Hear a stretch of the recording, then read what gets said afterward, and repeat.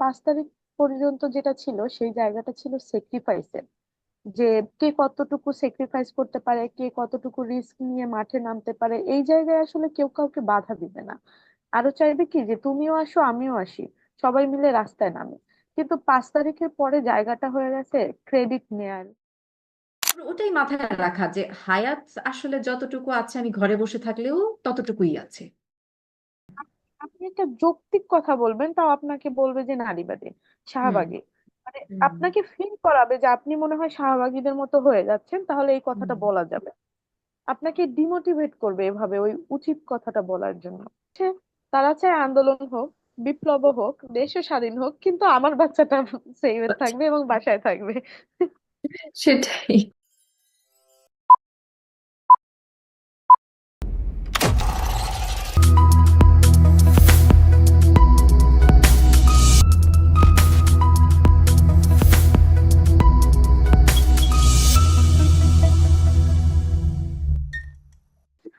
আসসালামু আলাইকুম সবাইকে।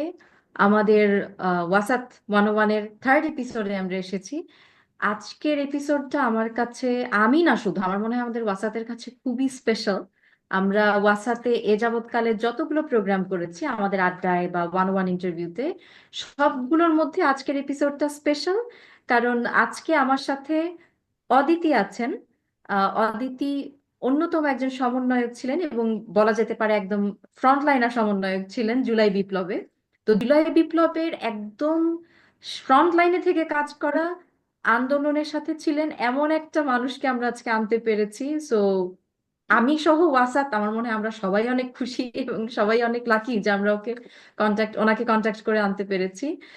আম, অদিতির পুরো নামটা আমি আমি তো কথায় কথায় অদিতি বলে ফেললাম, কিন্তু অদিতির পুরো নামটা হচ্ছে সঞ্জনা আফিফা অদিতি। অদিতি, জি আপনি ভালো আছেন? জি, ভালো। আপনি? আচ্ছা অদিতি, একটু যদি ছোট্ট করে আপনার পরিচয়টা দিতেন। আমার পুরো নাম সঞ্জনা ফিফা অদিতি। আমি ঢাকা বিশ্ববিদ্যালয় অ্যাকাউন্টিং অ্যান্ড ইনফরমেশন সিস্টেমস বিভাগে পড়াশোনা করছি। আর আমার হল শামসুন্নাহার হল, আমি শামসুন্নাহার হলের আবাসিক একজন শিক্ষার্থী। এই তো আর কি। অদিতি, আম, আমি আসলে অনুষ্ঠানের প্রথমেই যেটা বললাম যে আমাদের কাছে আজকের এপিসোডটা খুব স্পেশাল। কারণ জুলাই আন্দোলন এমন একটা বিষয়, আমার মনে হয় এটা আলোচনা করে মানে শেষ করা যাবে না। মানে আমি যে কোনো উপায়ে আমাদের ঘটনাগুলো যদি বলি, আপনার কাছ থেকেও যদি ঘটনাগুলো শুনি, মানে এগুলো বলে শেষ করার মতো, মানে কি বলবো, যে এখনো স্মৃতিগুলো যেন একদম জলজল করছে এরকম একটা অবস্থা। তো অদিতি, আপনার এক্সপিরিয়েন্স থেকে যদি একটু জানতে চাই যে এই যে একটা রাজনৈতিক অঙ্গনে পা রাখা, যেখানে আমরা জানি যে আমার মনে হয় জুলাই বিপ্লবের পরে মনে হয় মানুষ, মানে মানুষের কাছে এটা খুব চোখে পড়েছে যে মেয়েরা এসেছে, অনেক মেয়ে এসেছে এবং আমরা মোটামুটি অনেকজন নারী সমন্বয়ক দেখেছি, যেটা হয়তো আগের আন্দোলনগুলোতে এত বেশি চোখে পড়েনি। তো এই রাজনৈতিক একটা প্ল্যাটফর্মে আসা, এই আপনার কাছে মানে আপনি কি, কিভাবে ইনফ্লুয়েন্সড হয়েছেন এখানে আসা? কারণ সচরাচর নারীদের কম্পারেটিভলি আমরা কম দেখি, সেই হিসাবে জিজ্ঞেস করছি আর কি। আহ আমি মূলত হচ্ছে ক্যাম্পাসে এর আগেও, জুলাই মুভমেন্টের আগেও যত বিভিন্ন অন্যায়ের প্রতিবাদ করতাম, গত নির্বাচনেও নির্বাচনের বিরুদ্ধেও রাজুতে দাঁড়িয়েছিলাম, লেখালেখি করেছি এরকমের। এছাড়া আমাদের ক্যাম্পাসে ছাত্রী হয়রানি এ ধরনের আরো অনেক ইস্যুস আছে যেগুলোর বিরুদ্ধে আমি মাঠে থাকতাম, রাস্তায় থাকতাম। তো সেই যাত্রা থেকে আমার গণতান্ত্রিক ছাত্র শক্তির সাথে যোগ দেয়া, আমি গণতান্ত্রিক ছাত্র শক্তির একজন অ্যাক্টিভ মেম্বার ছিলাম। ওই জায়গা থেকে এটার আর কি শুরুটা, আন্দোলনের যে 5 জুন যখন আপনার কোটা বিরুদ্ধে যে আন্দোলন শুরু হলো, ওইটা মূলত শুরুটা করেছিল গণতান্ত্রিক ছাত্র শক্তির কয়েকজন মানুষ মিলে। তো সেখানে যেহেতু ওনাদের সাথে আমি একত্রে সব সময় সব প্রোটেস্টে অংশগ্রহণ করতাম, সেই জায়গা থেকে আমিও অংশ নিয়েছিলাম। আর মেয়েদের মধ্যে মূলত আমি আর নুসরাত তাবাসসুম আপুই হচ্ছে গণতান্ত্রিক ছাত্র শক্তি থেকে আর কি আমরা লাস্ট মোমেন্ট অব্দি অ্যাক্টিভ ছিলাম।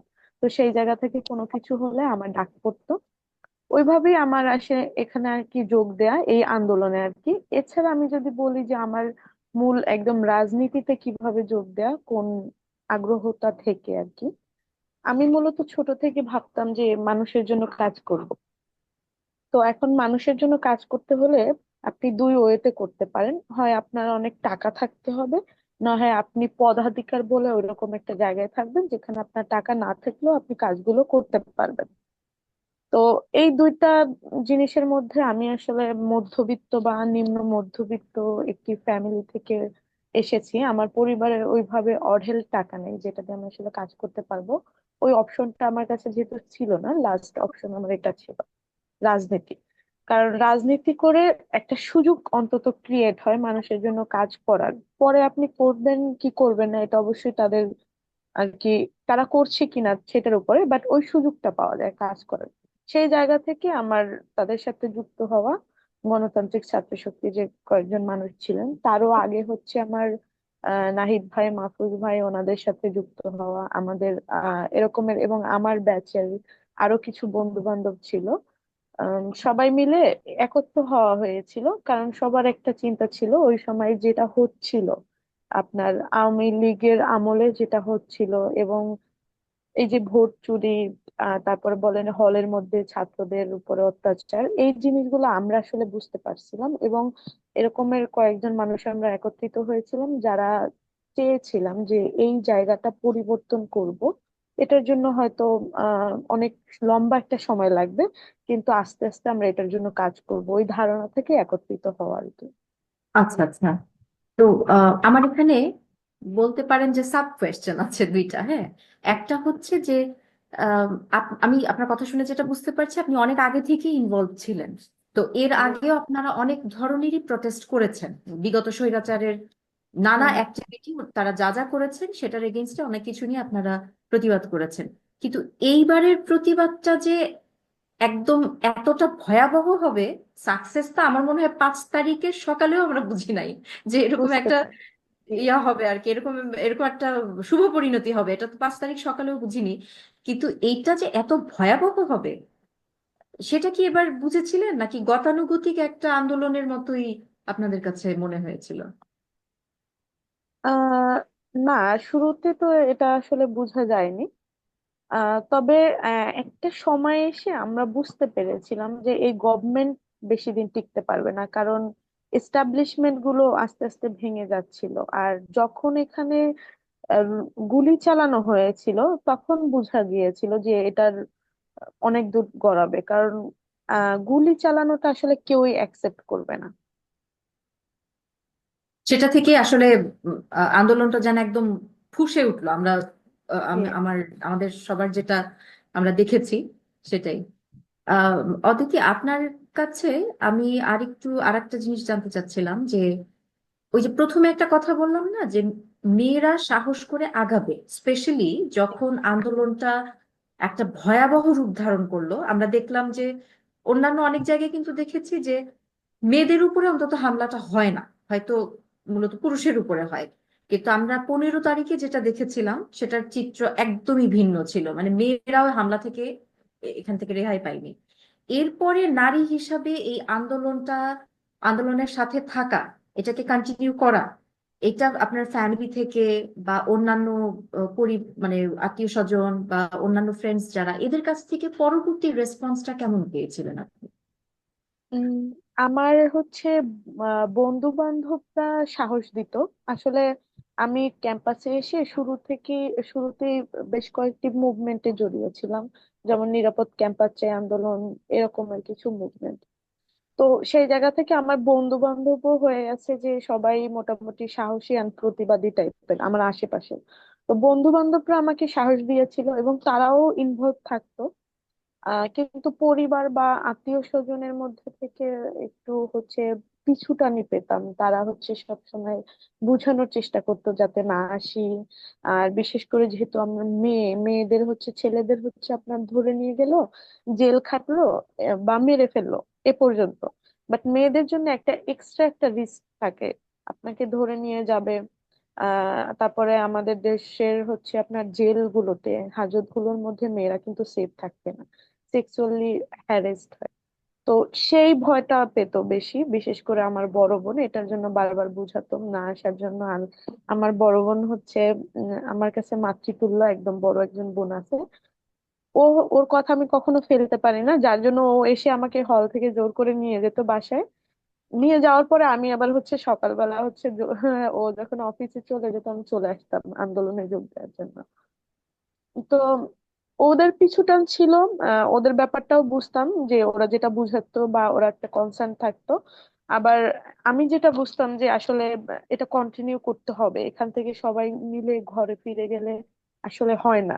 তো সেই জায়গা থেকে আমি আমার কাজগুলো কন্টিনিউ করতাম ওদের বাধার পরও আর কি। আর ওদেরকে বোঝানোরও চেষ্টা করতাম। আমার মাকে বলতাম যে দেখো, আমি যদি রাস্তায় না নামে, বা এই যে একটা 5 বছর 6 বছরের একটা বাচ্চা বাসায় বসে মারা গেল, বাবার কোলে বসে, পড়ার টেবিলে বসে, ঘরের ভিতরে গুলি ঢুকে। তো ও তো আসলে আন্দোলনে যোগ দেয়নি, তারপর কি ও বাসায় বসেও কি সেফ ছিল? ছিল না। তো আমি যদি আন্দোলনে গিয়ে মারা যাই, তো আমি বলতে পারবো যে না, আমি নেমেছিলাম দেখে মারা গিয়েছি। আমার এক- একটু হলেও বেশি কিছু থাকবে এখানে। তো আমাকে এটা বোঝানোর চেষ্টা করতাম। তো বুঝতো, কখনো বুঝতো না। আসলে মায়ের মন তো, তারপর আমি হচ্ছে আন্দোলনে আসতাম। আমি এক্স্যাক্টলি আমার আমার স্মৃতিটাও কিছুটা মনে পড়ছে যে লাস্ট যখন 5 তারিখে যেদিন বের হব, আমার আসলে সকালে ঘুমই ভাঙে ফোন দিয়ে, আপনজনের ফোন, যে তুমি কিন্তু আজকে প্লিজ যেও না। কারণ 5 তারিখে নিশ্চয়ই আপনারও মনে আছে যে আমরা কিন্তু সবাই খুব আনসার্টেন, তাই না, যে আজকে আজকে বোধহয় সেনাবাহিনীও গুলি চালাবে, এরকম একটা অবস্থা ছিল পাঁচ হ্যাঁ, তারিখ সকাল। এবং 5 তারিখ 12টা পর্যন্ত প্রচুর মানুষকে মারা হয়েছে। হুম। প্রচুর। সেটাই তো, মানে সেনাবাহিনীর স্ট্যান্ডটা যে আসলে কি থাকবে এটা নিয়ে কিন্তু এটা কেউ, আনসার্টেন।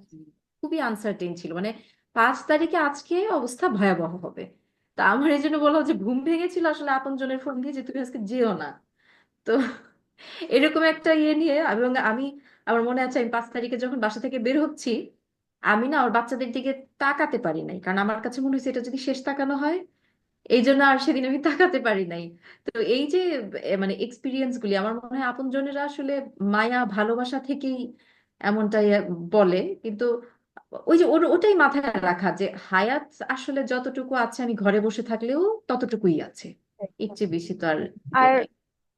আমাদের আসলে মা বাবাদের একটা আমি টেন্ডেন্সি দেখেছি, এটা আসলে এভাবে বলা উচিত না, কিন্তু তাদের একটা বিষয় কি, তারা তো আসলে বাবা মা, হয়তো আমরা বাবা মা হলে বুঝবো, তখন এরকমই হবো হয়তো।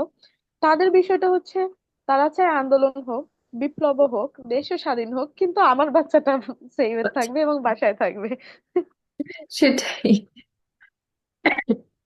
আচ্ছা আপু, যে প্রসঙ্গগুলিতে আসছিলাম যে আপনি আলাদাভাবে পার্সোনালি বা আপনার সমসাময়িক যে নারীরা ছিলেন, এখানে তো অনেক রকমের থ্রেট ছিল, ভয় ভীতি ছিল। আম, আমরা সহিংসতাও দেখেছি যে খুব বাজে রকমের সহিংসতা হয়েছে। তো এই সমস্ত মানে সমস্তটাকে আপনি মানে কিভাবে আপনার ভিতর থেকে কিভাবে আপনি ম্যানেজ করেছেন যে এগুলোকে ও মানে এগুলোকে উতরাই দিয়েও আমি সামনে আগায় যাব এরকম, এই জিনিসটা কিভাবে ছিল, কেমন ছিল আপনার জন্য? আমি মূলত আসলে ছোট থেকে একটু প্রতিবাদী টাইপের, অন্যায় সহ্য হয় না একদমই এরকমের। তো সেই জায়গা থেকে আমি, ইভেন আপনারা দেখবেন যে গত জানুয়ারিতে যখন নির্বাচন হয়, তখন একটা হেডলাইন খুব ভাইরাল হয়েছিল যে এটা কোনো নির্বাচন নয়, এটা একটা অনুষ্ঠান। দেখে থাকবেন হয়তো, ওইটা আমারই বলা ছিল। তো ওই সময়ও কিন্তু আমি সোজাসুজি এরকমের প্রতিবাদ করেছি, প্রতিবাদমূলক কথা বলেছি, কারণ আমার হচ্ছে কি, যেটা অন্যায় ওটা অন্যায়, আমার ওটা কখনো সহ্য হতো না। এবং কোনো কিছু পরোয়া না করে বলে দিতাম, ওটা বলতাম, প্রতিবাদ করতাম। তো সেই জায়গা থেকে আমার কাছে ওই এত বাধা বা আপনার আতঙ্ক কোনো কিছু আসলে কাজ করতো না, ভিতরে কাজই করতো না। আর আমাদের যে ঝুঁকিগুলো ছিল, যেমন ধরেন আমরা চাকরি পাবো না, তারপরে হচ্ছে আমাদেরকে মেরে ফেলা হতে পারে, জেল হতে পারে, এগুলো আমরা মেনে নিয়েই আসলে এগিয়েছিলাম। আম, অদিতি, আমি যদি আরেকটু জিজ্ঞেস করি, যেমন আন্দোলন যখন চলেছে তখন আমরা একটা ফেজ দেখেছি, হ্যাঁ, তখন কিন্তু নারী পুরুষ, নারী পিছিয়ে যাচ্ছে পুরুষ আগে যাচ্ছে এই জিনিসগুলো দেখিনি তখন। মানে সবাই মিলে কাজ করবো আমরা, ইউনিটি, এটা একটা বিষয় ছিল। কিন্তু আন্দোলনটা যখন সফল হয়ে গেল, 5 তারিখের পরের কথা বলছি, তখন খুব কমন একটা জিনিস, আমরা মিডিয়াতে অনেক কাভারেজ এসেছে এটা নিয়ে, যে নারীরা পিছিয়ে যাচ্ছে। তো নারীদের পিছিয়ে যাওয়ার কারণ যখন অনেক বেশ কিছু প্রতিবেদনে আমি দেখছিলাম যে মূল একটা কারণ সবাই বলছিল, সেটা হচ্ছে সাইবার বুলিং, নানান রকম বাজে কমেন্টস বা আম, নারীদেরকে নানাভাবে হচ্ছে কি বলবো, যে মৌখিক হয়রানি করা, যেটা এই জিনিসগুলো। আম, এটা কি আপনার কাছে কি মনে হয় যে আন্দোলনটা জাস্ট সফল হওয়ার পরে একদম পট পরিবর্তন হয়ে গেল নারীদের জন্য, নাকি আন্দোলনেও আপনারা এই ধরনের জিনিসগুলো ফেস করেছিলেন? আহ এখানে আপনার দুইটা বিষয়, একটা হচ্ছে সাইবার বুলিং আর একটা হচ্ছে আপনার মেয়েদের পিছিয়ে যাওয়া। প্রথমত হচ্ছে মেয়েদের যে পিছিয়ে যাওয়াটা 5 তারিখের পরে, এটার পিছনে আসলে অনেকগুলো কারণ আছে। আপনার এই আন্দোলনটা যখন শুরু হয়, এই আন্দোলনের হচ্ছে প্রাণই হচ্ছে মেয়েরা। কারণ যখন কোটা আন্দোলন শুরু হয়, স্বভাবতই ছেলেদের হলগুলোতে কিন্তু ঢাকা বিশ্ববিদ্যালয়ে অনেকে আসতে পারতো না, কারণ ওদের হলে থাকতে হতো। ও আন্দোলনে যাবে এটা দেখে ওরে পরে হচ্ছে হলের মধ্যে ভাইয়েরা নির্যাতন করতো, হলে থাকতে দিত না। তো তাদের অনেক বাধা ছিল। হয়তো কেউ কেউ আসতো, কিছু ভাইয়েরা আসতো, কিন্তু মেয়েদের অংশগ্রহণ ছিল সবচেয়ে বেশি। মেয়েদের 5টা হল থেকে মেয়েরা আসতো, কিন্তু এমন অনেক হল আছে ছেলেদের যেখান থেকে তেমন অংশগ্রহণ ছিল না। তো এইসব কিছু মিলিয়ে হচ্ছে মেয়েরা হচ্ছে এই আন্দোলনের প্রাণ ছিল বা মূল শক্তির একটা উৎস ছিল। 5 তারিখের পরে কিভাবে মেয়েরা পিছিয়ে গেল, অনেকগুলো কারণ এখানে। আপনার পুরুষতান্ত্রিক যে চিন্তা মানুষের, সেটা স্বাভাবিকভাবেই আছে। আর দ্বিতীয়ত হচ্ছে মেয়েরাও হচ্ছে, কিছু মেয়েরা ওনারা হচ্ছে রাজনীতি করতে আগ্রহী না। দীর্ঘস্থায়ী তারা মাঠে থাকতে আগ্রহী না। তাদের কথা হচ্ছে যে দেশের প্রয়োজনে আমরা এসেছিলাম, আবার যখন লাগবে আমরা আসবো, কিন্তু এখন তারা হচ্ছে ব্যক্তিগত জীবনে ফেরার চেষ্টা করছে। এটা অবশ্যই সবাই না, কিন্তু যখন আপনার বড় একটা অংশ থেকে এরকমের একটা অংশ ঘরে ফিরে যায়, তখন বাকি যে মেয়েরা থাকে মাঠে, তাদেরও আসলে স্টেকটা কমে যায়। এটা একটা কারণ।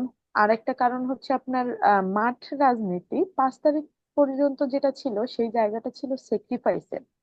যে কে কতটুকু স্যাক্রিফাইস করতে পারে, কে কতটুকু রিস্ক নিয়ে মাঠে নামতে পারে, এই জায়গায় আসলে কেউ কাউকে বাধা দিবে না। আরো চাইবে কি যে তুমিও আসো আমিও আসি, সবাই মিলে রাস্তায় নামে। কিন্তু 5 তারিখের পরে জায়গাটা হয়ে গেছে ক্রেডিট নেয়ার, বা এখানে অনেক আপনার আহ সুবিধাভোগী মানুষের আগমন ঘটেছে 5 তারিখের পরে। তো ক্রেডিট নেওয়ার সময় আসলে সবাই নিতে চাইবে, আরেকজনকে দিতে চাইবে না, ওই জায়গায় একটা ঠেলাঠেলি হয়। ওই ঠেলাঠেলিতে আসলে মেয়েরা পিছিয়ে যায়, কারণ মেয়েরা আসলে মাঠের ঠেলাঠেলিতে অভ্যস্ত না আমার মনে হয়। কারণ ওই যে মেয়েরা মাঠে থাকতে চায় না, বা একটু বড় হওয়ার পর থেকে মেয়েদের দেখবেন যে বাইরের জগৎটা থেকে বাবা মারা স্বভাবত একটু তাদেরকে বলে যে ঘরের মধ্যে থাকতে, রাত বিরাতে আড্ডা দেয়া বলেন, বা 10 জনের সাথে মেশা, এই জিনিসগুলো কিন্তু আমাদেরকে মেয়েদেরকে এলাও করে না ফ্যামিলি থেকে।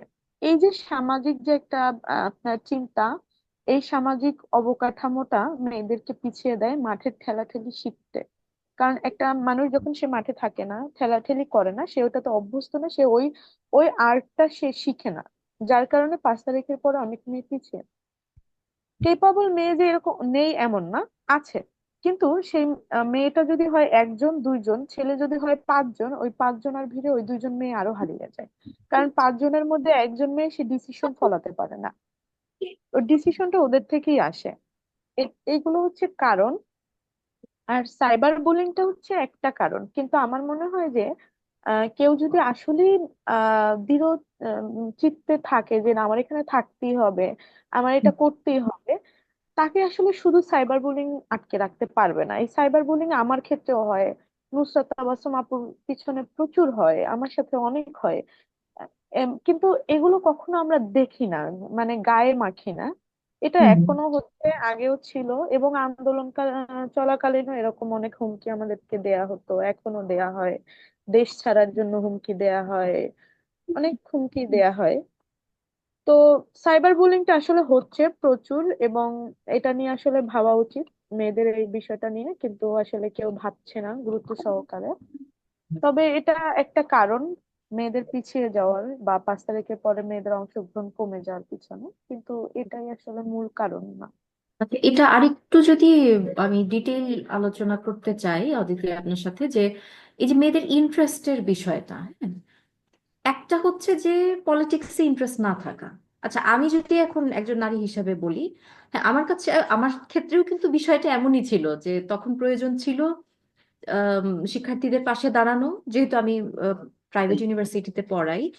তো সেটা তখন একটা দায়িত্ব ছিল, শুধু তাদের পাশে দাঁড়ানো না, শেষে যখন এক দফা হয়ে গেল তখন মনে হচ্ছে না, দেশের স্বার্থে এখন দাঁড়াতে হবে, এমনটাই মনে হয়েছিল তখন। তো এরপরে যখন 5 তারিখটা শেষ হয়ে গেল, তখন কিন্তু আমি যদি আমার কথা বলি, আমিও কিন্তু পার্সোনালি পলিটিক্স আসলে ইন্টারেস্টেড না। আমার কাছে ওই বিষয়টা এরকম যে ঠিক ঠিক আছে, একটা পতন হওয়ানোর দরকার ছিল, স্বৈরাচারকে পতন করানোর দরকার ছিল, এটা দেশের স্বার্থে দরকার ছিল, ইনিশিয়ালি শিক্ষার্থীদের জন্য পাশে দাঁড়ানো একটা বিষয় ছিল। সো এখন হচ্ছে আমি আলাদাভাবে পলিটিক্স ইন্টারেস্টেড না। আমার কাছে মনে হয় যে বেশিরভাগ মেয়ে হয়তো সেটা, কিন্তু এই মেয়েগুলোর ভেতরে মানে অন্য ইন্টারেস্ট তো নিশ্চয়ই ছিল, তাই না? দেশ রিফর্ম, মানে আমার কাছে মনে হয়েছে আন্দোলনে মোস্টলি, সবাই হয়তো না কিন্তু মোস্টলি অনেকেই এরকম এসেছে যে যারা দেশটার জন্য কিছু একটা করতে চায়, সেটা পলিটিক্সের মাধ্যমে না হলেও অন্য কোনো মাধ্যমে তো হতে পারে। হ্যাঁ। তো জিনিসটা কি কিছুটা এরকম? আর আরেকটা সেকেন্ড কোয়েশ্চেন যেটা, যে আপনারা যারা মানে আমি বলবো যে কাইন্ড অফ ফ্রন্টলাইনারদের মধ্যে ছিলেন, মানে সমন্বয়ক যারা, তাদের মধ্যে আপনি বা নুসরাত যারা ছিলেন, বা উমামা যারা যেরকম ছিলেন, তো আপনারা তো বোধহয় অনেক আগে থেকেই ছিলেন এই প্ল্যাটফর্মটাতে, মানে এই যে রাজনৈতিক একটা প্ল্যাটফর্মে।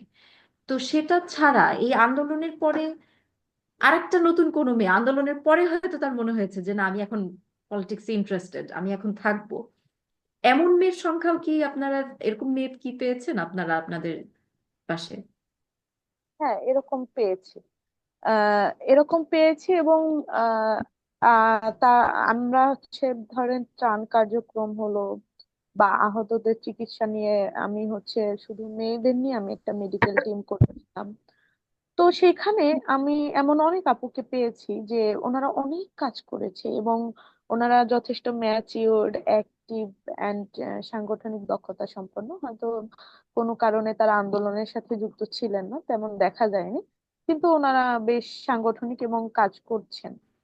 বিষয়টা হচ্ছে ধরেন আমি যখন বলি মেয়েদের জায়গা পাওয়ার বিষয়টা বা মেয়েদের স্টেকে, তখন আসলে কি আপনি দেশ রিফর্মের জন্য কাজ করবেন কিভাবে করবেন? একা একা? বা আপনি কি চ্যারিটি করবেন? এই কাজগুলো করা যায়, এই কাজগুলো করে অনেক কিছু করাও যায়, মানুষের জন্য অনেক কিছু করা যায়, বাট এই কাজগুলো দিয়ে আমি 8-10টা মেয়েকে স্টেক দিতে পারি না ওইভাবে। বা রাষ্ট্রীয় কাজে বা গুরুত্বপূর্ণ পদে বা ডিসিশন মেকিং এ 8-10টা মেয়েকে আমি জায়গা দিতে পারি না। তো 8-10টা মেয়েকে স্পেস করে দেওয়ার জন্য আসলে আহ সাংগঠনিক কাজে ইনভলভ থাকতে হয়, আমার কাছে মনে হয় ইনভলভ থাকা উচিত। এখন ধরেন একটা কাজ যদি আমি যদি বৈষম্য বিরোধী প্ল্যাটফর্মটার সাথে থাকি বা অন্য একটা প্ল্যাটফর্মের সাথেও যদি থাকি, একটা কাজ যখন আমি খুব সহজে করতে পারবো, কিন্তু আমি যদি একা করতে যাই ও কাজটা কিন্তু আমি খুব সহজে করতে পারবো না। বা আমি যদি বলি যে দেশ পুনর্গঠন করব, সেক্ষেত্রে এই প্ল্যাটফর্মটাকে ভালো করাটাও কিন্তু আমার দায়িত্ব, কারণ এই প্ল্যাটফর্মটা যদি ভালো না থাকে তারা কিভাবে পুনর্গঠন করবে ভালোভাবে? এখন এই প্ল্যাটফর্ম ভালো কিন্তু একা একা হবে না, আপনার আমার মতো 8-10 জন মানুষ মিলে হচ্ছে এটাকে ভালো রাখবে। যখন এখানে 10 জন মানুষ ভালো মানুষ থাকবে তখন এটা ভালো হবে। তো নিজে উপস্থিত থেকে আরো 10 জন ভালো মানুষকে জায়গা করে দিয়ে পুরো জিনিসটাকে ভালো করাটা, এটা হচ্ছে একটা সাংগঠনিক ব্যাপার। এবং এই কাজগুলো আসলে করতে হলে মেয়েদের হাল ধরতে হয়, সেই হালটা না অনেক মেয়ে ধরতে চায় না, এটা হচ্ছে মেয়েদের ল্যাকিংস এর জায়গা। এটা কি কোনো কারণে মনে হয়েছে আপনার আশেপাশে যে অন্যান্য মেয়েরা ছিল, যারা হয়তো আগে থেকে অতটা ইনভলভ ছিল না রাজনীতিতে, তাদের ক্ষেত্রে কি কখনো মানে আপনার কাছে মনে হয়েছে যে যে কোনো সিকিউরিটি ইস্যুস বা এই যে ঠেলে একটা জায়গা করে নেওয়া, আপনি প্রথমে যে কথাটা বলছিলেন, বা সাইবার বুলিটা, আমি যদি বলি যে এটা মেন্টাল হেলথের জন্য না খুব বিধ্বংসী একটা বিষয়, মানে এটাকে একটা হাতিয়ার, বড় এক মেয়েদেরকে ডাউন করে দেওয়ার জন্য একটা বড় হাতিয়ার হিসেবে ব্যবহার করা হয় এখন। সব মেয়ের স্ট্রেংথ হয়তো সেরকম না, বা আপনারা যেহেতু অনেক আগে থেকে করেছেন, এগুলো ফেস করে এসেছেন, একটা পর্যায়ে ওকে ফাইন, যত যাই হোক আমরা আগায় যাব এরকম। কিন্তু যেই মেয়েরা হয়তো একটু নতুন ভাবে এসেছে, মানে তাদের ক্ষেত্রেও কি বিষয়গুলো এরকম কাজ করেছে যে তারা আসলে চাচ্ছে কিন্তু এই রিজন গুলোর জন্য আসছে না, সাইবার বুলিং বা সিকিউরিটি ইস্যুস এগুলো? উম, একদম এরকম মনে হয়নি।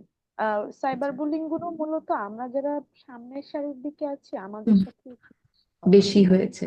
হ্যাঁ, ওইভাবে ওনাদের দেখিনি। তবে হ্যাঁ, এটা করা যেতে পারতো যে আমাদের আশেপাশে যে মেয়েগুলো আছে তারা আসলে কোনো কারণে ইনসিকিউর ফিল করছে কিনা সেটা নিয়ে হচ্ছে তারা হয়তো কখনো আমাদের কাছে এসে বলেনি। তবে আমাদের একটা আলাদা সেল থাকতে পারতো যে হুম হুম তারা আসলে খেয়াল রাখবে। এটার জন্য আমরা চেষ্টা করছি, আমি হচ্ছে মেয়েদেরকে নিয়ে একটা অর্গানাইজেশন টাইপের শুরু করার জন্য। তাহলে হুম। হচ্ছে মেয়েরা যদি একত্রিত থাকে তখন মেয়েরা স্ট্রং থাকবে, ডিভাইড হয়ে স্ট্রং গেলে থাকবে, স্ট্রং। হুম। বাট হুম সেখানেও হুম হুম। প্রবলেম, কিছু মেয়েরা হচ্ছে মনে করে যে এগুলো করার জন্য অর্গানাইজেশনের দরকার নেই। আচ্ছা। কেউ আগ্রহ, তো যারা আগ্রহী আসলে তাদেরকে নিয়ে শুরু করতে হবে। হুম হুম এই হুম। এবং এই যে সেখানেও আপনারা আমাদের যে আহ, হ্যাঁ, হ্যাঁ, বলো, বলে না দিদি। সেখানেও আমাদেরকে আবার এভাবে বলা হয় যে আরো যে নারী সংগঠন আগে যারা প্রতিষ্ঠিত অলরেডি আছে তাদের হুম কাজগুলো যেমন ভালো না, তো সেইটার উদাহরণটা দিয়ে আমাদেরকে বলা হয় যে আমরা এরকম করব, আমরা শাহবাগী হব, আমরা নারীবাদী হব। আহ, এই বিষয়গুলো, এই টার্মগুলো নারীবাদী টার্মগুলো আমার কাছে মনে হয় যে মেয়েদেরকে ডাউন করার জন্য হুম। সবসময় ব্যবহার করা হয়। আপনি সবসময় যদি ব্যবহার করা হয়। আপনি একটা যৌক্তিক কথা বলবেন তাও আপনাকে বলবে যে নারীবাদী, হুম শাহবাগী। মানে হুম আপনাকে ফিল করাবে যে আপনি মনে হয় শাহবাগীদের মতো হয়ে যাচ্ছেন, তাহলে এই হুম। কথাটা বলা যাবে। আপনাকে ডিমোটিভেট করবে এভাবে ওই উচিত কথাটা বলার জন্য। এটা কিছু ক্ষেত্রে মনে হয় না যে নারীরা একসাথে একটা ঐক্য তৈরি করবে, এইটা হ্যাঁ, করা মানেই হচ্ছে এইটা এখন নারীবাদী অ্যাক্টিভিটি হবে। হ্যাঁ, মানে হ্যাঁ, মেয়েরা যে একসাথে ইউনাইটেড হবে, এই হ্যাঁ। জিনিসটাই হইতে দেওয়া যাবে না, এটা হলে বিপদ। তা এই জিনিসটা হতে দেয় না ছেলেরা। এই পুরুষতান্ত্রিক সমাজের পুরুষরা এই জিনিসটা হুম সিস্টেমেটিক্যালি ভেঙে দেয় এবং সেটা মেয়েই বুঝে না। 90% মেয়ে এটা বুঝে না। কেন বুঝে না? কারণ তাদের মাঠের বোঝাপড়া কম, ওই যে তারা মাঠে থাকতে চায় না। মাঠে হুম যদি থাকতো মাঠের বোঝাপড়া হতো। এবং হুম এই যে হতে দেয় না, সিস্টেমেটিক্যালি ভেঙে দেয়, সেটা কিভাবে জানেন? আপনাকে একটা উদাহরণ দেই। ধরেন একটা জায়গায় চারটা পাঁচটা মেয়ে আছে, চারটা মেয়ে আছে, তারা চারজনই ক্যাপাবল ডিসিশন হুম মেকিং এ থাকার জন্য বা গুরুত্বপূর্ণ জায়গায় থাকার জন্য। তারা চারজনই ক্যাপাবল, কিন্তু হুম তাদের হুম চারজন হবে না, ওখান থেকে একজনকে উঠানো হবে। একজনকে উঠানো হলে কি হবে? বাকি 10 জন ছেলের মধ্যে ওই একজন ছেলে গিয়ে, একজন মেয়ে গিয়ে সে কিন্তু ডিসিশন মেকিং এ কোনো প্রভাব রাখতে পারবে না, মানে কোনো ইনপুট দিতে পারবে না। কারণ 9 জন যদি একটা কথা বলে, সে একা একটা কথা বলে, তার ডিসিশন কি আলটিমেটলি ফলবে না। তো ওই মেয়েটা ওখানে গিয়েও কিন্তু হেরে গেল থাকার পরও। আবার বাকি যে তিনটা মেয়ে, তখন ওই তিনটা মেয়ে ওই মেয়েটার সাথে ফাইট করে যে ও কিভাবে যেতে পারছে, আমি কেন যেতে পারি নাই। বাট তারা চারজন মিলে এই কথাটা বলতে পারে না কখনো যে আমরা চারজনই ক্যাপাবল, আমরা চারজনই এখানে থাকতে চাই, থাকতে পারি। এটা হয়ে ওঠে না, এবং এইভাবে আমাদেরকে ডিভাইড অ্যান্ড রুল করে দেওয়া হয়, উইক করে দেওয়া হয়। হুম হুম। আমার মানে আজকে মনে হচ্ছে যে, জানি না আজকে এক এক এপিসোডে হয়তো সম্ভব না শেষ করা, কিন্তু মানে আমাদের আরো অনেক কিছু আছে কথা বলার।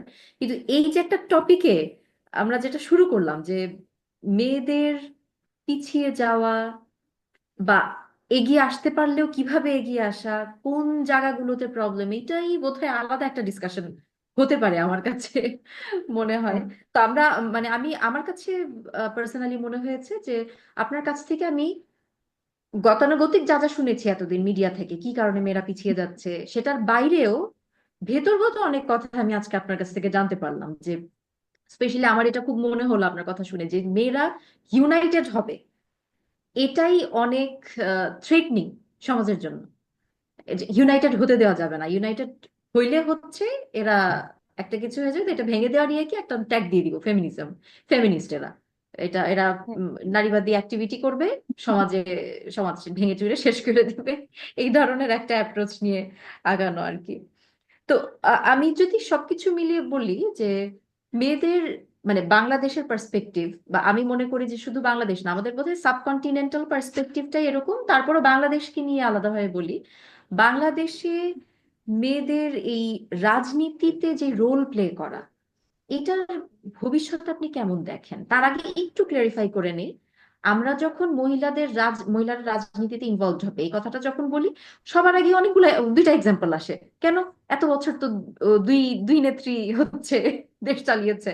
হ্যাঁ, তো এখানে তো একটা বিষয় আছে, তারা দুজনে কিন্তু লিগেসির মাধ্যমে এসেছে। একজন হ্যাঁ। তার পিতার ব্যাকগ্রাউন্ড থেকে, আর একজন হয়তো হাজবেন্ডের ব্যাকগ্রাউন্ড থেকে, সেটা একটা লিগেসি। কিন্তু একটা মেয়ে লিগেসি ছাড়া নিজে স্ট্রাগল দিয়ে আগাবে, আমি মানে একদম প্রধান নেত্রী বা এই পর্যায়টা বাদ দিয়ে সে স্মুথলি আগাবে, এইটার ভবিষ্যৎটা কেমন লিগেসি ছাড়া একটা মেয়ের জন্য?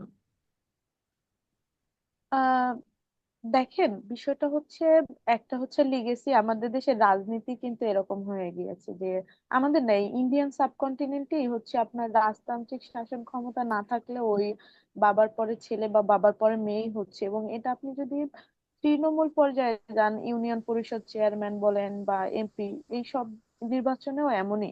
এগুলোর প্রভাব আরো বেশি, লিগেসির প্রভাব। তো এটা একটা ইস্যু। আর মেয়েদের রাজনীতির বর্তমান পরিস্থিতি আপনার বুঝতে হবে, তারপর আপনি বুঝবেন যে সামনের পরিস্থিতি আসলে কেমন হতে পারে। বর্তমান পরিস্থিতি মেয়েদের রাজনীতি হচ্ছে এরকমের যে মেয়েদের আসলে কোনো রাজনীতি নেই। মেয়েরা আসলে রাজনীতি করতে চায়, কিছু মেয়েরা রাজনীতি করতে চায় না, করতে চায়। যা, যে মেয়েগুলো রাজনীতি করতে চায় তারা রাজনীতিতে ইউজড হয়, জাস্ট ইউজড হয়। কারণ তাদের দেখবেন মেয়েদের কোনো রাজনীতি নেই, তাদের করতে হয় কোনো না কোনো ভাইয়ার রাজনীতি, অমুক ভাইয়ার রাজনীতি বা অমুক ভাইয়ার রাজনীতি।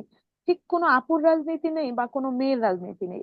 বা মেয়েদেরকে রাজনীতিতে ধরা হয় কোটা হিসেবে, যে এখানে একজন মেয়ে রাখতে হবে, তাই একজন মেয়ে রাখতে হবে। না রাখলে আবার অনেক কথা হবে, না রাখলে আবার বামরা চেতে যাবে, না হয় জঙ্গি তকমা পাবে, এটার জন্য। অথবা হচ্ছে মেয়েদের রাজনীতি হয় ছেলেদেরকে প্রোটেক্ট দেওয়ার জন্য। অথবা মেয়েদের রাজনীতি হয় যে মেয়েরা মার খাবে আর ছেলেরা সেটা ব্যবহার করে, হাইলাইটেড হয়ে মিডিয়া পাড়া ব্যবহার করে তারা নেতা হয়ে যাবে।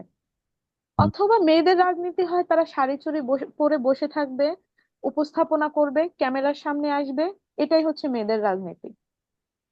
এখন এই জিনিসগুলো কাটিয়ে আমার মনে হয় নতুন রাজনৈতিক বন্দোবস্তের মধ্যে মেয়েদের রাজনীতির মধ্যেও একটা নতুন বন্দোবস্ত হওয়া উচিত।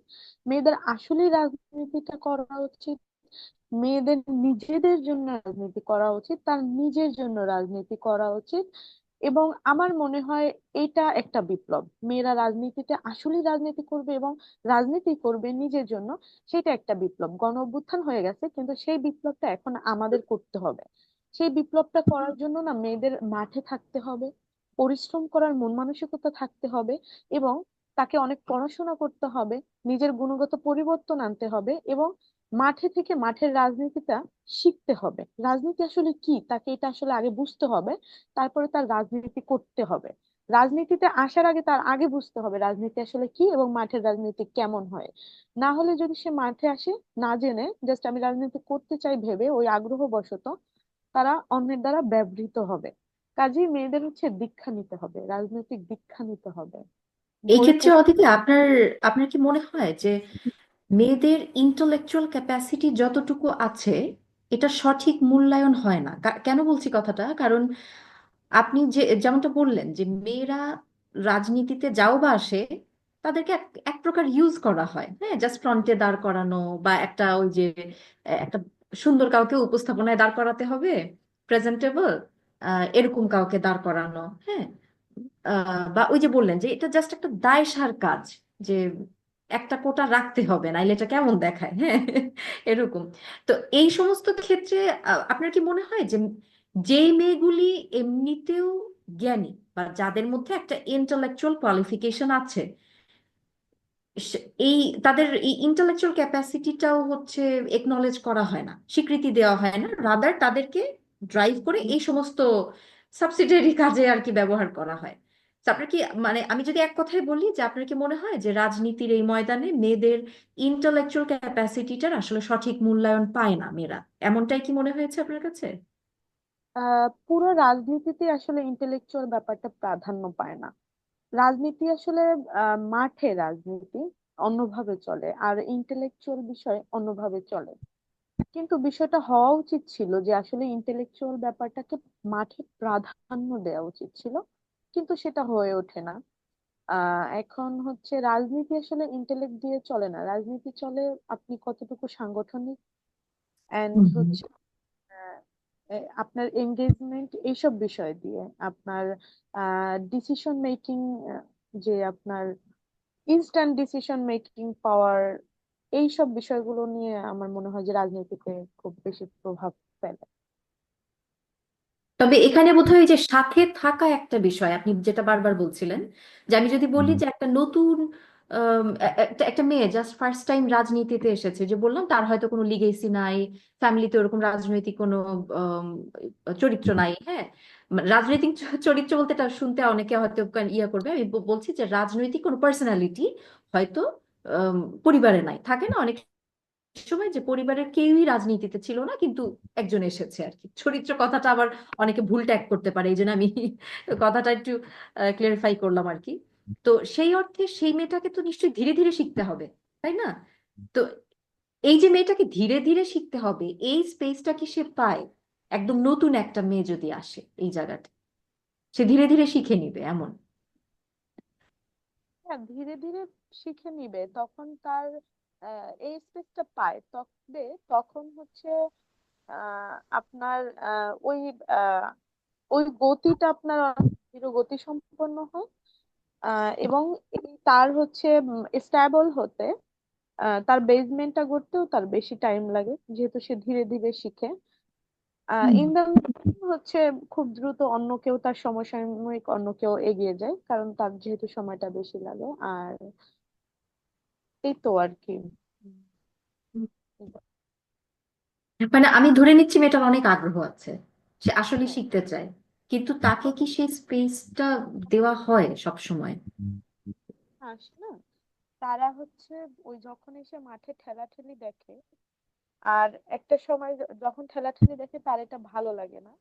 আর একটা সময় যখন সে আরো রিয়েলাইজ করে যে say in the mean time যখন সে বুঝতো না, যখন সে আগ্রহ নিয়ে ছিল, তখন সে যে ইউজড হয়েছে এটা যখন বুঝতে পারে, তখন তার রাজনীতি কমে যায়।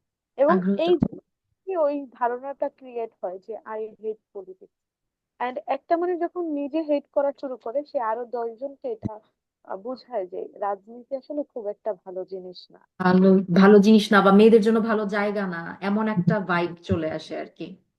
আচ্ছা, এই ক্ষেত্রে অদিতি আমি দুইটা দুইটা জিনিস মিলিয়ে মিলিয়ে বলি আপনাকে, মানে কোয়েশ্চেনটা করি।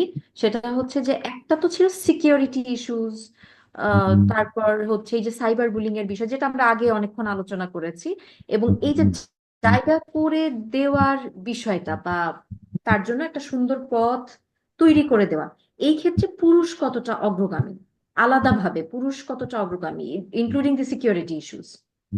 আমার মনে হয় যে এই যে মেয়ে একটা শিখবে, সে তার জন্য যে পথটা করে দেয়া, বা আমি আসলে লেটস আমি শিখতে চাচ্ছি, বুঝতে চাচ্ছি, সেই সুযোগটাই আমাকে করে দেয়, আমার মনে হয় যে এটা ছেলেরা দেয় না। এটা আসলে ওরা দেয় না, কারণ আহ আপনি শিখে ফেললে তাদের জন্য প্রবলেম হয়ে যাবে। এই জন্য এই সুযোগটা দেয়া হয় না। ইনডিরেক্টলি আমার মনে হয় যে গুরুত্বপূর্ণ আলোচনায় মেয়েদেরকে রাখা হয় না, ডিসিশন মেকিং এ মেয়েদেরকে রাখা হয় না। আমাকে যদি আলোচনায় না রাখে, আমি কিভাবে শিখবো, আমি কিভাবে জানবো, তাই না? ইভেন আপনার রাজনীতিতে না অনেক টাকা পয়সার কাহিনীও হয়, সেই জিনিসগুলো থেকে মেয়েরা টোটালি ডিপ্রাইভ। সেগুলো দেখা যাবে যে অনেক ছোট ছোট ছেলেরাও করছে, সব ছেলেরা করছে, হুম কিন্তু টোটালি ডিপ্রাইভ। এখন ঠিক আছে, আমি হয়তো পারি না দেখে আমি জানি না, বাট আমাকে তো জানানোও হয়নি, তাই না? হুম এই যে আমাকে জানানো না, এটা তো আসলে ওই ধারণা থেকে যে এখানে আসলে মেয়েরা কি করবে, এটা তো আসলে মেয়েদের জানার দরকার নেই। হুম। বা এগুলো মেয়েরা কেন করবে, মেয়েরা কেন টেন্ডারিং করবে, তাই না? মেয়েরা কেন ডিসিশন মেক করবে আর সেই ডিসিশন আবার ছেলেরা শুনবে? ছেলেরা ডিসিশন মেক করবে, মেয়েরা সেই অনুসারে চলবে। মেয়েরা হচ্ছে ব্যানারের সামনের সারিতে দাঁড়াবে। মেয়েরা হবে ক্যামেরার মানে হেডলাইন, নিউজের হেডলাইন।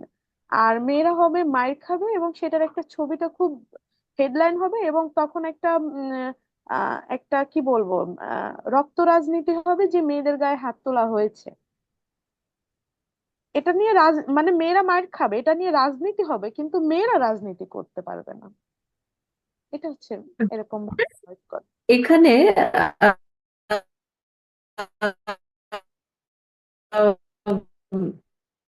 আর একটু বলি যে একটা কথা বললেন না, শিখে ফেললে তো প্রবলেম, হ্যাঁ, ইগোর সমস্যা নাকি আমাদের সোশ্যাল কনস্ট্রাক্টে এটা খুবই একটা নর্মাল বিষয়, মানে এটা একটা নর্ম যে পুরুষের উপরে ডিসিশন, মেয়েদের ডিসিশন কেন থাকবে? আপনি যদি বুঝে ফেলেন, তো, আপনি তো তাহলে অন্যজনের কথা মতো চলবেন না। তখন যদি আর আপনি আমাকে আসলে বুঝে ফেলেন, নারী তো হিসেবে আপনাকে ব্যবহার করা যাবে না। ব্যবহার করা যাবে না। আচ্ছা, ওভারঅল আমি যদি এই টপিকটা থেকে একটু সরে আম, আম, মানে এভাবে বলি কথাটা যে আন্দোলনের সময় নিশ্চয়ই নারীরা একটা কমিউনিটি ছিল, যেহেতু আপনারা আরো হলে ছিলেন। হলের হলের ক্ষেত্রে তো একটা, আমি বলবো যে একটা বড় কমিউনিটির বিষয় আছে যে সবগুলো হল একসাথে। এই যে এই কিছুক্ষণ আগে একটা কথা বললেন না যে ছেলেদের জন্য একটা থ্রেট ছিল যে আবার যদি হলে হলে ফিরে গেলে এদেরকে তো নানান রকম ওই টর্চার করবে, ইয়ে করবে, মানে স্বৈরাচারপন্থী যেই যারা আছে তারা। কিন্তু আমরা গত বেশ কয়েক বছরে অনেক নিউজ ক্লিপে টুকটাক শুনেছি, ফোনালাপ ফাঁস শুনেছি, আর 5 তারিখের পরে তো অবশ্যই অনেক ইয়ে দেখেছি যে মেয়েদের হলেও কিন্তু এই নির্যাতনগুলি ছিল, কম বেশি হোক। ওই মানে স্বৈরাচারপন্থী যারা ছিল তাদের দ্বারা কিন্তু সাধারণ হলের অনেক ছাত্রী নির্যাতিত হয়েছে। তো এই এই থ্রেটটা তো মেয়েদের জন্য ছিল, মানে আপনারা যারা হলে ছিলেন হচ্ছে এটা। আন্দোলনটা ঢাকা বিশ্ববিদ্যালয় থেকেই তো শুরু হয়েছিল হুম প্রথমে। তো আমাদের ঢাকা বিশ্ববিদ্যালয় হলগুলোর মধ্যে মেয়েদের হলে দুই ধরনের সিট হয়, আপনার লিগ্যাল সিট আর পলিটিক্যাল সিট। পলিটিক্যাল সিট হচ্ছে আপনার ছাত্রলীগের মাধ্যমে ওদের দখল করা ফ্লোর গুলোতে উঠা যেত। আহ, আর হচ্ছে লিগ্যাল সিট হচ্ছে প্রশাসনের মাধ্যমে সিট পাওয়া যেত। তো প্রশাসনের মাধ্যমে যারা আমরা সিট পেতাম, আমাদের উপরে এই ঝুঁকিটা ছিল না। আর মেয়েদের হলগুলোর মধ্যে লিগ্যাল সিটের পোর্শন অনেক বেশি, 80% আপনি বলতে পারেন লিগ্যাল সিট। তো এই জায়গা থেকে আর কি ওই মেয়েদের ওই সুযোগটা ছিল বের হওয়ার। আর ছেলেদের হচ্ছে পুরোটাই পলিটিক্যাল ছিল, পলিটিক্যাল ফ্লোর। আচ্ছা আচ্ছা। আর মেয়েদের নির্যাতন বেশি হতো ছাত্রলীগের মেয়েদের দ্বারা, এটা বেশি হতো আপনার ইডেনে। ইডেন, বদরুন্নেসা বেশি হতো আর কি। আচ্ছা মেয়েদেরও হতো না যে, আচ্ছা। ঢাবির মেয়েদের হতো, কিন্তু 80% মেয়ে যখন বের হয়ে যেত, বাকি 20% বের না হলেও ওটা ওয়ার্ক হুম হুম। প্রবলেম হতো না। আচ্ছা আচ্ছা আচ্ছা। আচ্ছা, এই ক্ষেত্রে এই যে কমিউনিটির একটা কথা বললাম, ওই আন্দোলন চলাকালীন যে চ্যালেঞ্জেস গুলো ছিল, মেয়েদের উপরেও তো আলাদাভাবে কিছু চ্যালেঞ্জ ছিল সেখানে। শুধু নারী কমিউনিটি, মানে আহ, যেই মেয়েরা বা নারীরা আপনারা একসাথে ছিলেন, কমিউনিটি ওয়াইজ কিন্তু মানে কি বলবো যে গ্রুপ হিসাবে একটা চ্যালেঞ্জ গ্রহণ করা বা একটা চ্যালেঞ্জ, সেখানে আপনাদের অ্যাকোমোডেশনটা কেমন ছিল? বা ওই বলে না যে একটা হারমোনি ছিল, সেটা কেমন ছিল শুধু মেয়েদের কমিউনিটির মধ্যে? আর যে আপনাদেরকেই সিদ্ধান্ত নিয়ে একটা অ্যাকশনে নেমে যেতে হবে, বা সামনে একটা চ্যালেঞ্জ আসছে, এটার মোকাবেলা করতে হবে, না, এটা কমিউনিটি। আমাদের আমাদের এমন হারমোনি ছিল। আমাদের মেয়েদের মধ্যে তখন যথেষ্ট হারমোনি ছিল। আমরা হচ্ছে ব্যানার বলেন, যে ব্যানারে দাঁড়ানো সবকিছু আমরা মেয়েরা মেয়েরাই মিলে ডিসাইড করতাম। বা আপনার 14 তারিখ রাতে যখন হচ্ছে আহ তুমি কে আমি কে রাজাকার রাজাকার বলে রাতে বের হয়ে গেল সবাই, তখন তো মেয়েরা বের হয়েছিল। তখনও হচ্ছে আমরা মেয়েরা ডিসিশন নিয়ে, যখন 1টা বাজে মেয়েদেরকে হলে ফিরিয়ে নিয়ে আসি, ওই ডিসিশন আমরা মেয়েরাই নিয়েছিলাম। এরকম অনেক ডিসিশন আমরা মেয়েরাই নিয়েছি। 17 তারিখ যখন হচ্ছে আমাদের মনে হয়েছে না না, এখন আর মেয়েদের হলে থাকাটা আসলে সেফ না, কারণ যেহেতু আপনার ক্যাম্পাসে বিজিবি মোতায়েন হয়ে গিয়েছিল। তো ওই ডিসিশন গুলো আমরা মেয়েরাই নিয়েছিলাম। বা আবার হচ্ছে যখন হচ্ছে আপনার 17-18 তারিখের দিকে মনে হয়। তখন তৎকালীন প্রধানমন্ত্রী শেখ হাসিনা হচ্ছে আমাদের ছেলে যারা ছিলেন ডিসিশন মেকিং এ বা কোর প্যানেলে, তাদেরকে হচ্ছে আপনার গভর্নমেন্ট হচ্ছে তাদের সাথে আলোচনায় বসার জন্য বলেছিল 17-18 তারিখের দিকে। তখন প্রথম প্রতিবাদটা আমরা মেয়েরাই করেছিলাম যে এখন আর কোনো আলোচনায় বসা যাবে না, আপনারা চাইলেও বসতে পারবেন না। যদিও তারা হয়তো বসতো না, বাট প্রথম বাধাটা আমাদের মেয়েদের মধ্যে থেকেই এসেছিল। এবং তখন আমরা সাথে সাথে সবাই হচ্ছে আমি মূলত শুরু করেছিলাম, আর বাকি সবাইকে নিয়ে আমরা সবাই ঘোষণা দিয়ে দিয়েছিলাম যে আমি কোনো আলোচনায় বসার পক্ষে না। যদি কেউ আলোচনায় বসে সেটা সে তার ব্যক্তিগত সিদ্ধান্তে বসছে। এই ঘোষণাটা হচ্ছে আমরা মেয়েরাই শুরু করেছিলাম, এবং সব মেয়েরা মিলে, মেয়ে ছেলে আরো আমাদের সাথে অনেক ছেলে মিলে এটা আমরাই করেছিলাম, যাতে কেউ যদি চায়ও আলোচনায় বসার জন্য সে বসতে পারবে না। তো এটা আমরা করেছিলাম, এরকম অনেক কিছু আমরা করেছিলাম। আবার 5 তারিখের পরে মেয়েদের হলে উঠানো, এগুলো আমরা মেয়েরা মিলেই করেছি। আচ্ছা। এবং ওই আমি বলবো যে ওই ওই সময়টার জন্য এটা কিন্তু খুব চ্যালেঞ্জিং ছিল, কারণ বেশিরভাগ মেয়ে হয়তো ঢাকার বাইরে থাকেন। তো ওই সব গুছায় মানে হল থেকে বের হয়ে যাওয়া, যেটা বললেন যে বিজিবি মোতায়েন হয়েছিল যে রাতটায় আর কি। মানে মানে এটা নিশ্চয়ই একটা ভালো কমিউনিটি ওয়ার্ক ছিল আপনাদের মধ্যে, না হলে এভাবে একসাথে ইউনাইটেড থেকে এত বড় সিদ্ধান্তটায় আগানো এটা কঠিনই হয়ে যেত, যেটা আমি বারবারই বলছিলাম যে একসাথে ইউনিটি বজায় রেখে কাজ করা। এরপরেও যদি আমি বলি যে মানে নারী সমন্বয়ক হিসাবে, হ্যাঁ, যে এই নিরাপত্তার জনিত যেই সিদ্ধান্তগুলো বা যেই ইয়েগুলো, এখানে কি আপনারাই নিজেরা সিদ্ধান্ত নিয়েছেন, নাকি পুরুষ যারা ছিল তাদের কাছ থেকেও বেশ ভালো একটা আপনারা সহযোগিতা পেয়েছেন? আহ ওইরকম আসলে শুধু মেয়েদের নিরাপত্তা জনিত ডিসিশন খুব বেশি কয়েকটা নিতে হয়নি। যেমন হল ছাড়া 15 তারিখ রাতের ডিসিশন, এরকমের বেশ কয়েকটি ডিসিশন মাত্র, বা হল থেকে ছাত্রলীগ বের করা। তো এর মধ্যে বেশিরভাগ ডিসিশন আমরা মেয়েরাই নিয়েছিলাম, কিন্তু ছেলেরাও হচ্ছে অনেক ডিসিশন বা নিরাপত্তা নিয়ে ভাবতো। মেয়েদের হচ্ছে আপনার সবসময় ব্যানারের সামনে, ব্যানার তো আগাতো, ব্যানারের সামনে একটু ফাঁকা রেখে আবার একটা দল থাকতো, ওই দলটা ছেলেরা থাকতো মেয়েদের প্রোটেক্ট দেওয়ার জন্য। সামনে থেকে প্রথমে ছেলেরাই থাকতো। আবার কোথাও যখন আন্দোলনে আমরা বসতাম শাহবাগে, ছেলেদের একটা অংশ সবসময় মেয়েদের নিরাপত্তার জন্য রেখে দিতেন ভাইয়ারা।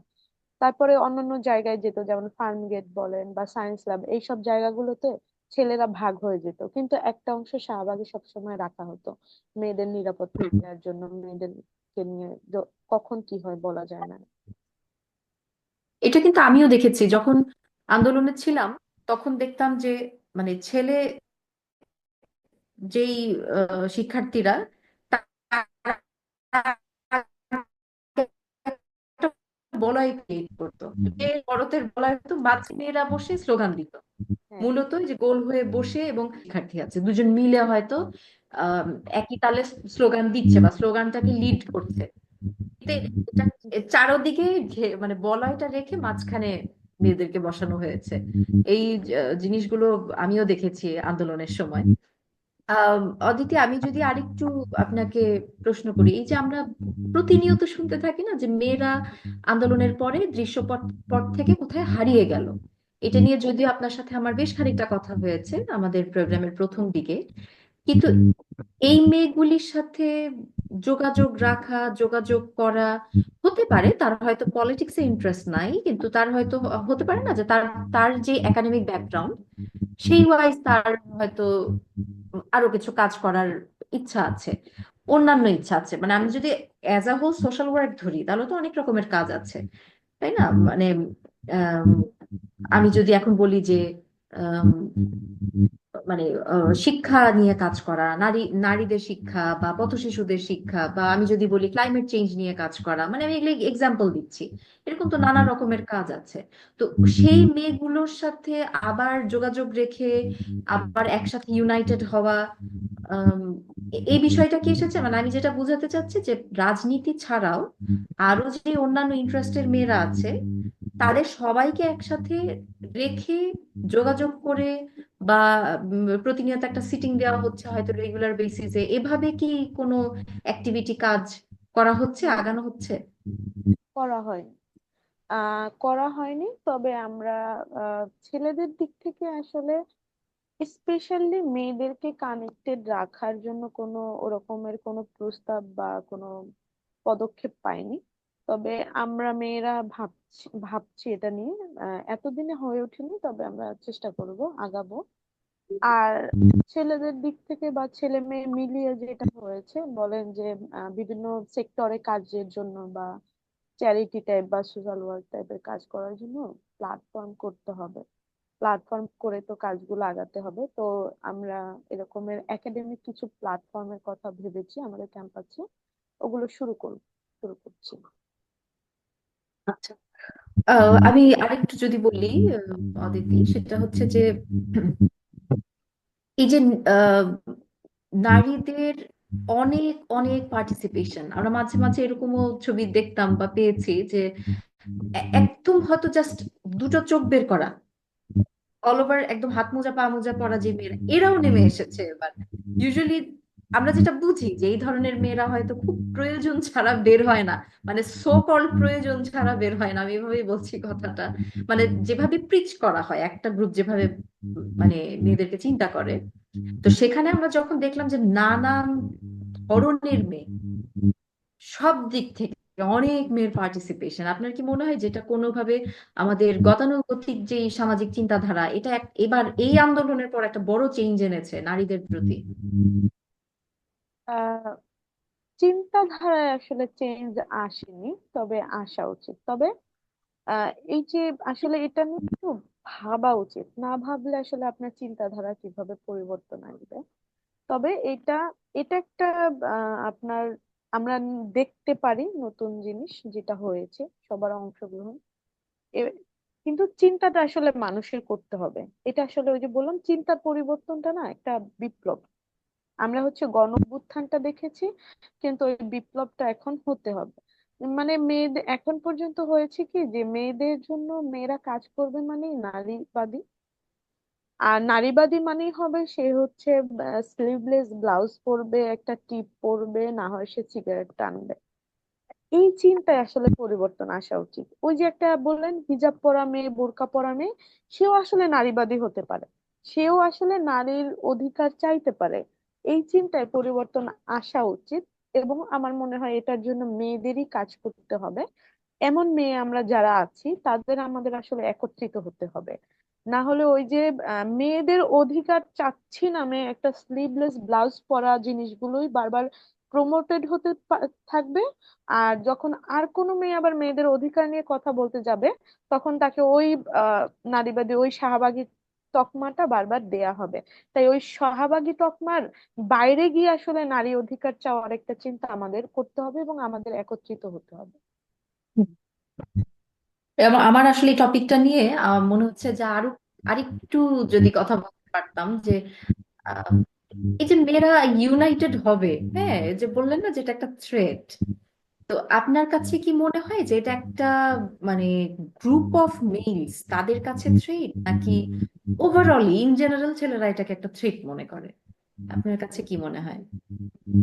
জেনারেলি ছেলেরা এটা থ্রেট মনে করে। এবং আহ শুধু বাংলাদেশ না বা এই উপমহাদেশ না, এই পৃথিবীটাই পুরুষতান্ত্রিক। সেটা আপনি জাস্ট দেখবেন যে ডোনাল্ড ট্রাম্প যখন প্রথমবার নির্বাচনে দাঁড়িয়েছিলেন, তার বিপরীতে কে দাঁড়িয়েছিল? Hillary Clinton. হতে পেরেছে? হতে পারেনি। কিন্তু কিসের বেসিস? আমেরিকার মতো দেশ এখন পর্যন্ত কোনো নারী প্রেসিডেন্ট মেনে নিতে পারেনি, সেখানে আপনি এই উপমহাদেশকে আর কি বলবেন? কাজেই আসলে পুরো পৃথিবীটাই স্বভাবতই অনেকটা পুরুষতান্ত্রিক। এরা আসলে মেয়েদের অধিকার বা মেয়েদের অগ্রগতি নামে যেগুলোকে করে, সেগুলো আসলে একটা শোপিস, আসলে অগ্রগতি করেন। এবং এটা পুরোটা ছেলেদের জন্যই থ্রেট, নট ইন জেনারেল। বা এই প্ল্যাটফর্ম বৈষম্য বিরোধী বলেন বা এই নতুন যেসব নতুন বা ছাত্র শক্তি যদি বলেন, এগুলো তো তুলনামূলক নতুন প্ল্যাটফর্ম আর কি, বা সংগঠন। আহ, এদের অবস্থা তুলনামূলক আরো ভালো। অন্য সংগঠনগুলো যদি আপনি যান, ওদের অবস্থা, রাজনৈতিক অবস্থা আরো অনেক খারাপ। সেখানে ভাইয়া রাজনীতি ছাড়া কিছু চলে না। সেখানে সিনিয়রিটি জুনিয়রিটি বেসিসে সবকিছু হয়।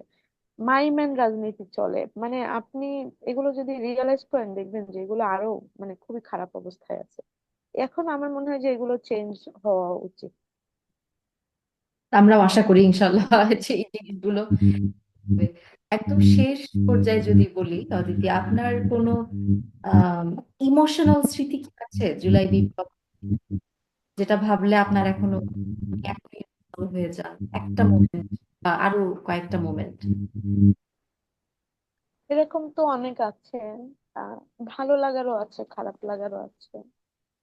ভালো লাগার আছে, যেমন ধরেন 5 জুন যখন প্রথম আন্দোলন শুরু হয়, তো আমরা হচ্ছে লাইব্রেরির মধ্যে গিয়ে সবাইকে ডেকে এনেছিলাম আমাদের সাথে আন্দোলনে, বিক্ষোভে যোগ দেওয়ার জন্য। তো লাইব্রেরি থেকে সবাই বের হয়ে গেছে। মানে কয়েকশো মানুষ, ওনারা পড়াশোনা করছিলেন, সবাই বের হয়ে গিয়েছে। এটা আসলে কল্পনার বাইরে ছিল। আমি আসলে বুঝতে পারিনি যে এইভাবে সবাই বের হয়ে যাবে। তারপরে ধরেন আপনার 15 তারিখের যে হামলাটা, ওই সময় তো অবশ্যই খুবই খারাপ লাগার একটা স্মৃতি আছে। আহ অনেক, মানে আমি আসলে মল চত্বরে দৌড়াচ্ছিলাম, আর মানুষজন সবাই দৌড়াচ্ছিল তখন। খুব অসহায় লাগছিল যে এতগুলো মানুষ জাস্ট জীবন বাঁচানোর জন্য যে যার জীবনটা নিয়ে দৌড়াচ্ছে। কারোর জন্য কিছু করতে পারছিলাম না এটার জন্য। এবং আমি ওই সময় আমি নিজের হাতে করে বেশ 3জনকে আমি ঢাকা মেডিকেলে নিয়ে গিয়েছি। তো তাদের যে অবস্থা, আহত অবস্থা, এগুলো তো আমি নিজের চোখে দেখেছি। আমি নিজেও আহত ছিলাম, আমার হাঁটুতে লেগেছিল। ওই অবস্থায় আমি আসলে ওনাদের হসপিটাল নিয়েছিলাম, ওনাদের অবস্থা আরো খারাপ ছিল। তো 15 তারিখ, 16 তারিখে হচ্ছে আমাদের সাথে একজন সমন্বয়কের গুলি লেগেছিল। গুলি বলতে রাবার বুলেট না, আপনার রাউন্ড বুলেট। মানে একদম অরিজিনাল বুলেট লেগেছিল। আমাদের 58 জন, 158 জনের মধ্যে একজনের বুলেট লেগেছিল 16 তারিখে। তো আমি হচ্ছে তখন শহীদ মিনারে ছিলাম। আমাকে আমার এক ফ্রেন্ড বললো যে তুই হচ্ছে তাড়াতাড়ি 4 নম্বরে যা, ঢামেকের ইমার্জেন্সিতে আর কি। ওর যে গুলি লাগছে। আমি তখন ভাবতেছিলাম যে, মানে ওর গুলি লেগেছিল পায়ে, আমাকে বলেছে যে ওর পায়ে গুলি লাগছে। তখন আমি মনে মনে ভাবতেছিলাম, আচ্ছা পায়ে গুলি লাগছে, না আমি বিশ্বাস করবো না, আমি না দেখা পর্যন্ত বিশ্বাস করবো না। কারণ ওই সময় এত গুজব ছড়ানো হচ্ছিল, আর আমার খুবই ক্লোজ ফ্রেন্ড। তো আমি প্রথমে একবার ভাবতেছিলাম যে না, আমি না দেখে বিশ্বাস করবো না, না দেখা পর্যন্ত বিশ্বাস করবো না। আর একবার আমি ভাবতেছিলাম যে আচ্ছা পায়ে লাগছে তো মারা যাবে না। মানে আমার তখন ভাবনা ছিল যে পায়ে গুলি লেগেছে তো মারা যাবে না, আমরা আন্দোলন কন্টিনিউ করতে পারবো, ও সুস্থ হয়ে আবার ব্যাক করতে পারবে। মানে এ এতটা মানে কি বলবো, পাষাণ হয়ে গেল যে কোনো না কোনো ভাবে আন্দোলন চালিয়ে যেতে হবে। থামানো যাবে না। আর ওটা কোনো মানে কষ্টের হিসেবে কাজ করছে না। তারপরে হচ্ছে আমি হচ্ছে বাসায় যখন গিয়েছিলাম, আমাকে হচ্ছে ডিবি খুঁজছিল। আমার বাবার ফোনও দেয়। তো আমাদের বাসার মধ্যে একটা আতঙ্ক হয়ে গিয়েছে যে ডিবি আসবে, ধরে নিয়ে যেতে পারে। তার মধ্যে আবার আমরা ভেবেছিলাম যে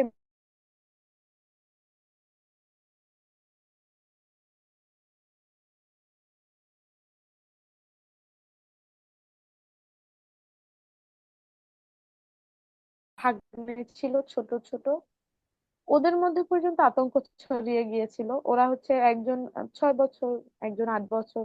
তো 8 বছরেরটা যখন মানে বাসা থেকে বের হয়ে দোকানে যাচ্ছে, বারান্দায় গিয়ে ওর 6 বছরের ভাইটা বলে কি, ভাইয়া তুমি ওদিকে যেও না, তোমাকে পুলিশ নিয়ে যাবে। আবার আমার একটা ছোট ভাগ্নে বলতেছে কি, ওর খেলনা পিস্তল নিয়ে, তোমাকে যদি নিতে আসে আমি এই পিস্তলটা দিয়ে পুলিশকে মেরে দিব। আমার এই জিনিসগুলো খুবই খারাপ লাগছিল যে এত ছোট ছোট বাচ্চা, ওদের মধ্যে একটা আতঙ্ক ক্রিয়েট করে দিয়েছে।